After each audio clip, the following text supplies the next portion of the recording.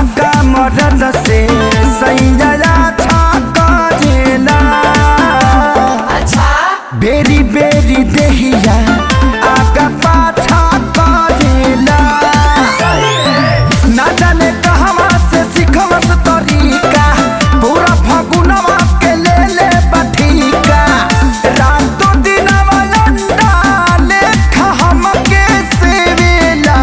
कि जब गाजा पी के डाले पियवा मजा देवेला जब गाजा पी के डाले बड़ी मजा देवेला।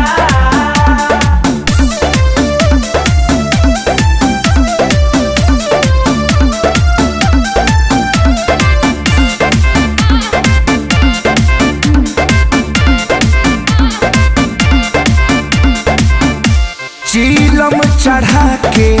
कके जावे आँख लाल हो दांत धोके करे लागे मुर्गा लाल हो होले होले हीरा में फिचकारी के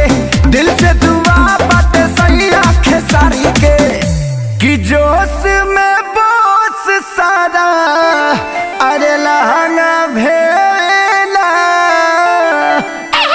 कि जब गाजा पी के डाले पियवा मजा देवेला जब गाजा पी के डाले पियवा मजा देवेला जब गाजा पी के डाले फुचुर फुचुर।